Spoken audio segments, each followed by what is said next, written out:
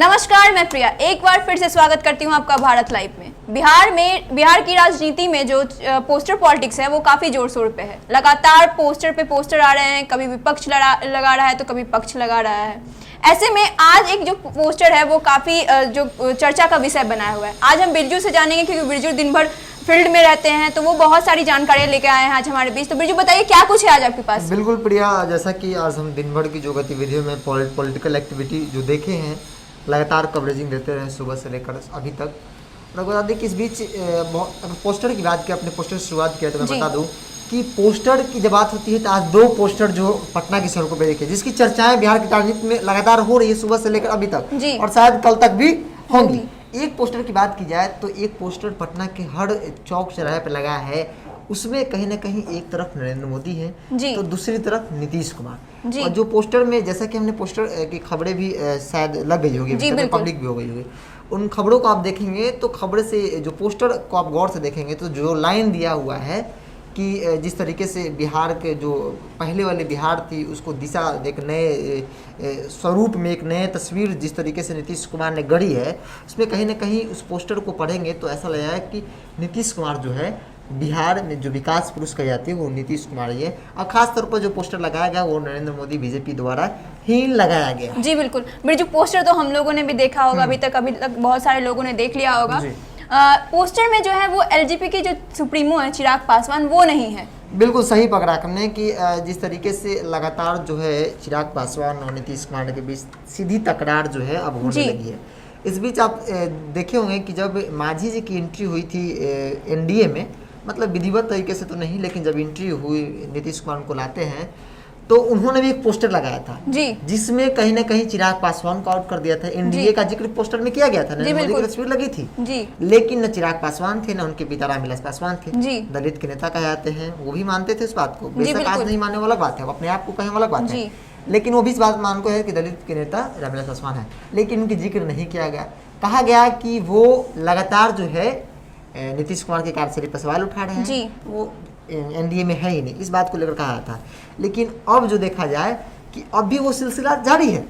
लगातार आप देख रहे हैं कि जिस तरीके से चिराग पासवान जो है नीतीश कुमार पे जो हमला कर रहे हैं, उनके कार्यशैली पर सवाल उठा रहे हैं। और आज की करंट अपडेट की बात करें तो उन्होंने एक पत्र भी लिखा है प्रधानमंत्री को, जिसमें कहा, जो पहले पत्र लिखा था, एक और पत्र आज लिखा गया जिसमें कहा गया है कि बिहार एक जो सरकार है, नीतीश कुमार है, वो महागठबंधन के एजेंडे पर काम करे। महागठबंधन के मतलब समझ रहे हैं आप, 2015 जो महागठबंधन बनी थी जिसमें नीतीश कुमार, आरजेडी और जो तमाम दल थे जो चुनाव लड़े थे, उस महागठबंधन का जो एजेंडा, चुनावी एजेंडा था, जीतने के बाद जैसे कि लोग अलग हुए 1-2 साल बाद, तो उसी एजेंडे पे आज सरकार काम कर रही है। कई हद तक जल सात निश्चय की बात की जाए तो आज भी आरजेडी कहती है कि वो हमारा एजेंडा है जिसमें नीतीश कुमार चुनावी एजेंडा बनाने में लगे हुए हैं। और इसका आरोप आज कहीं ना कहीं चिराग पासवान ने लगा दिया कि नीतीश कुमार जो है वो उन एजेंडों पे काम कर रहे हैं। बेशक जब हमारी बातचीत हुई, जो बीजेपी के नेता हैं, जेडीयू के नेता, उन्होंने इस पे दरकिनार कर दिया, उन्होंने इस बात का जवाब नहीं दिया। लेकिन आपने यह भी देखा हो किस तरीके से चिराग पासवान और नीतीश कुमार के बीच जो सूरदास काली दस्तक की बात चल रही थी, और आज जो उम्मीद किया जा रहा था कि कहीं ना कहीं जो बेशक बीजेपी जो है प्रिया बिहार में जेडीयू को अपना, मतलब नीतीश कुमार को अपना मुखिया मानती है, बड़े भाई के तौर पे यहाँ पे आग ला के सामने कर दिए, मुख्यमंत्री का चेहरा भी है। लेकिन कहा जाता है कि पंचायती करने का जो है ना ताकत बीजेपी में है। जी बिल्कुल। और शायद जो है वो उस पंचायती के तहत, मैं बता दूं, उस पंचायती के तहत चिराग पासवान को वो सुलझा लेते, लेकिन अभी तक तो ऐसा कुछ नहीं दिख रहा है। आज भी उन्होंने पत्र लिखा है, लेकिन आज एक बात जरूर साफ हो गया कि जो चिराग पासवान लगातार जो है नीतीश कुमार की कार्यशैली पर सवाल उठा रहे थे, उनकी योजनाएं पर, उनकी कमियां, और कोरोना काल में जो कुछ हुआ वो किसी से मतलब कि छिपा नहीं है। कोरोना काल में किस तरीके से स्वास्थ्य व्यवस्था हो, पलायन हो, रोजगार हो, इसको लेकर जो बड़ी समस्याएं आम जनता को फेस करना पड़ा हर घर में, एक ही घर के नहीं, उन समस्याओं के बारे में जिस तरीके से चिराग पासवान पर सवाल खड़ा कर रहे थे बिहार सरकार के ऊपर, अब जो है सीधे तौर पर नीतीश कुमार को कहीं ना कहीं बीजेपी भी विकास पुरुष मानने लगी है। और मानने ही नहीं ले, जो मान रहे थे इंटरनल बातें हो रही थी, अब पोस्टर भी लगाया जा रहा है ताकि जो लोग बोल रहे हैं उनको जवाब खुद ब खुद मिल जाए। कहीं ना कहीं जदयू के जो नेता थे उन्होंने, उनके द्वारा भी ये बातें स्पष्ट होने लगी। उन्होंने भी एलजेपी के चिराग पासवान पे सीधा निशाना साधते हुए नो कमेंट्स और बच्चों वाली बात कही थी।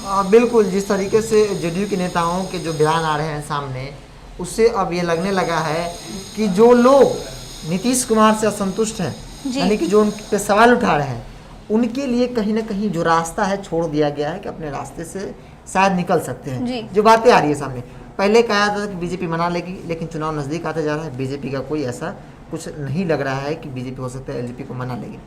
और दूसरी बात, चिराग पासवान जो सीटों का गणित समझाए थे, सच्चक 42 कहा था उन्होंने, उसके बाद 100 कुछ सीटों पे भी जी हाँ, उन्होंने कहा था कि हम वो 100, पहले उन्होंने 119 सीटों की भी बात कही थी, फिर वो 143 सीटों पे उन्होंने कहा था कि वो चुनाव लड़ेंगे।